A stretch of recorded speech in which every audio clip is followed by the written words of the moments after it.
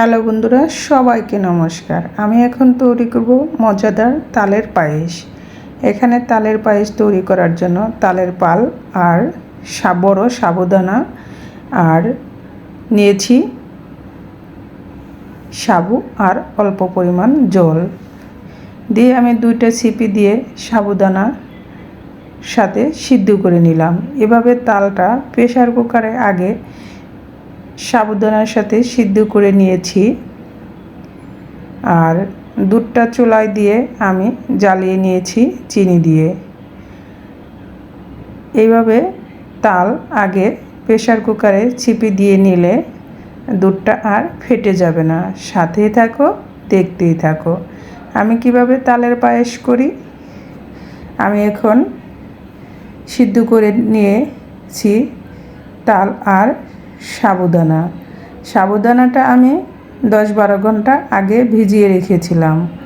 এটা বড় সাবুদানা এবং অরিজিনাল সাবুদানা।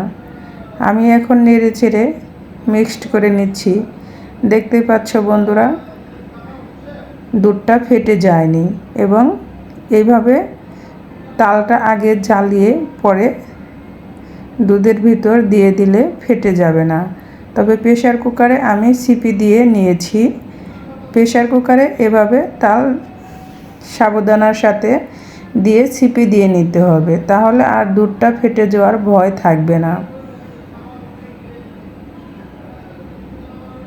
এখন আমি এভাবেই নেড়ে চেড়ে বেশ কিছুটা সময় রান্না করে নেব। এর ভিতরে দিয়ে দিচ্ছি এলাচ গোটা আর তেজপাতা।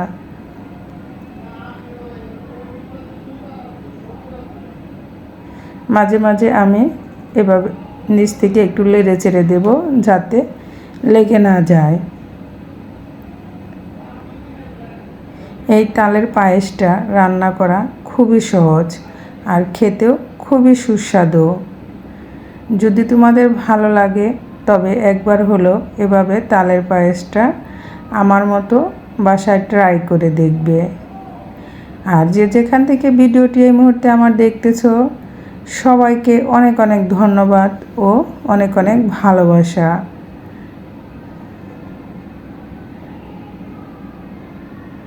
আমি বারবার নিচের দিক থেকে লেড়ে দিচ্ছি যাতে লেগে না যায়। দেখতে পাচ্ছ বন্ধুরা, সাবুদানাগুলো দেখতে কতটা সুন্দর লাগতেছে।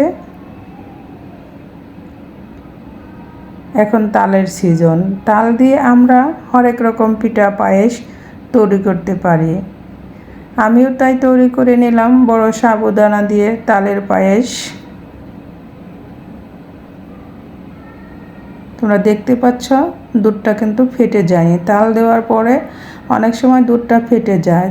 পায়েসটা হয়ে গিয়েছে, আমি চুলা থেকে নামিয়ে নিয়েছি। এটা ঠান্ডা হলে আরও ঘন হয়ে আসবে, আমি এর জন্য একটু পাতলা পাতলাই নামিয়েছি।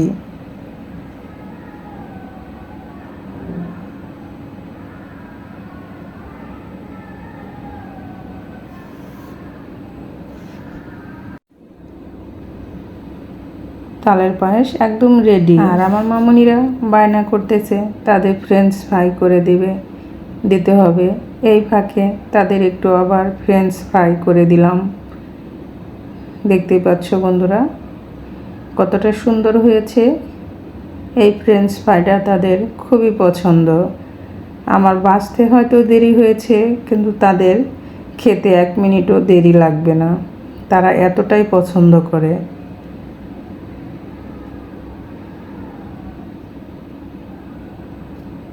আমার ফ্রেঞ্চ ফ্রাইটা আমি ভেজে নিয়েছি, এখন চুলা থেকে নামিয়ে নেব। আর তৈরি করব আমি এখন তালের বড়া।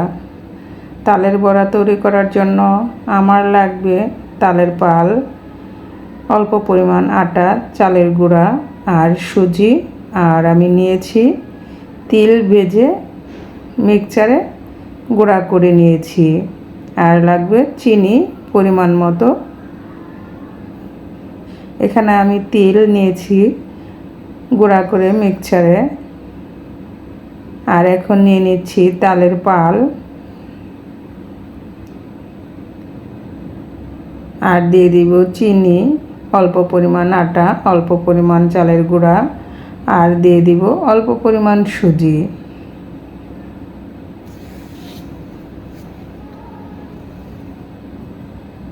আমি সবগুলো উপকরণ দিয়ে একটা সুন্দর করে ব্যাটার তৈরি করে নেব।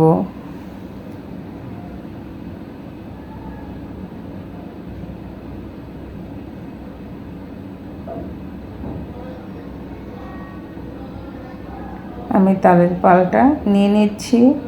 আমি তালের পালটা বের করে ডিপ ফ্রিজে রেখে দিয়েছিলাম। এখন আবার পিঠা বানানোর জন্য প্রায় 1 ঘন্টা আগে ফ্রিজ থেকে বের করে নিয়েছি। আমি সবগুলো উপকরণ দিয়ে এখন ভালো করে একটা ব্যাটার তৈরি করে নেব। যদি আমার এই তালের পিঠার রেসিপিটা তোমাদের ভালো লাগে, একবার হলো বাসায় ট্রাই করবে। এর সাথে আমি দিয়েছি তিল ব্লেন্ডারে মিক্সড করে।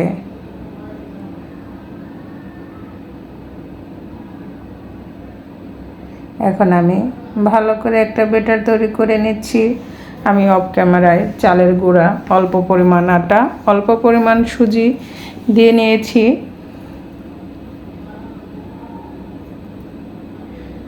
আমি এখন একটা ব্যাটার তৈরি করে ফিরে আসতেছি। এদিকে চুলায় আমি প্যান বসিয়ে পরিমাণ মতো তেল দিয়ে দিয়েছি।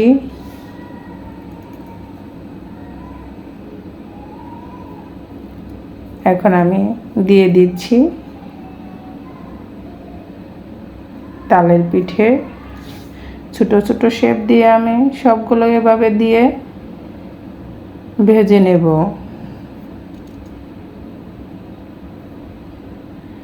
অনেকেই তো অনেকভাবে পিঠা তৈরি করো, তবে আমি একটু অন্যরকমভাবে তৈরি করলাম, তিল দিয়ে তালের বড়া।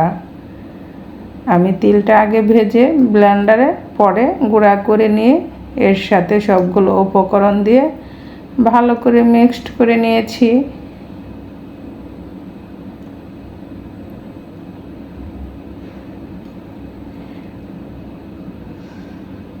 আমি প্রত্যেকটা বড়াই এভাবে দিয়ে ভেজে নেব।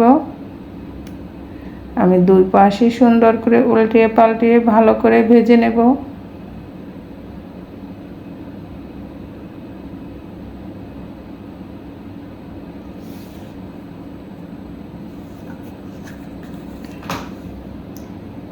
যদি তোমাদের ভালো লাগে আমার তালের বড়ার রেসিপিটা কেমন হলো আমাকে কমেন্টস করে অবশ্যই জানাবে।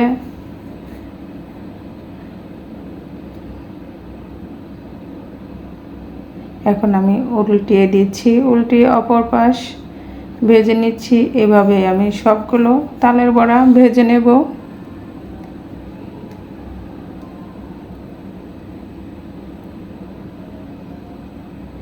পিঠা পায়েস মানেই তো মজার জিনিস, করতে হয়তো কষ্ট লাগে, তবে খেতে খুবই মজাদার।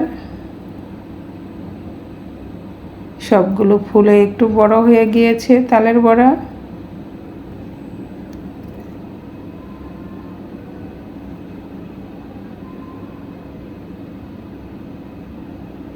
আমি এভাবে দিয়ে লাল লাল করে ভালো করে ভেজে নেব।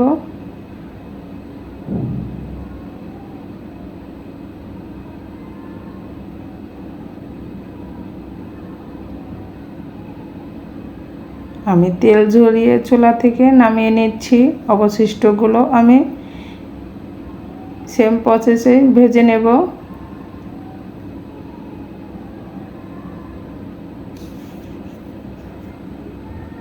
এই বড়াটা একটু শক্ত হবে, কারণ আমার নরম তালের বড়া খেতে ভালো লাগে না। একটু শক্ত শক্ত বড়াটা খেতে আমাদের বাসার সবাই পছন্দ করে। যদি আমার মতো তোমরা একটু শক্ত বড়া বানাতে চাও তাহলে অবশ্যই চালের গুঁড়া, অল্প পরিমাণ আটা এবং সুজি দিতে হবে। আর আমি এক্সেপশনালভাবে দিয়েছি তিল ভেজে গুঁড়া করে। তবে বড়াটা খুবই মজাদার হয়েছিল। আমি সবগুলোই সেম প্রসেসে এভাবে ভেজে চুলা থেকে নামিয়ে নেব। তবে যারা এতটা সময় ধৈর্য ধরে আমার ভিডিও দেখেছো তোমাদের সবাইকে অনেক অনেক ভালোবাসা ও নমস্কার। তোমরা ভালো থাকো, সুস্থ থাকো। আমি আজকের মতো এখানেই বিদায় নিচ্ছি। আবার দেখা হবে অন্য কোনো নতুন ভিডিও বা রেসিপি নিয়ে। আমি এভাবে ভেজে চুলা থেকে সবগুলো বড়া নামিয়ে নিয়েছি।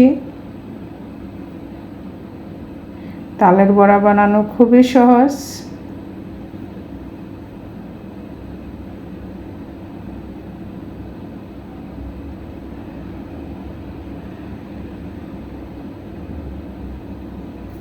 ঝটপট তৈরি হয়ে গেল তালের বড়া। দেখতে পাচ্ছ বন্ধুরা কতটা সুন্দর হয়েছে। ভালো থেকো, সুস্থ থেকো।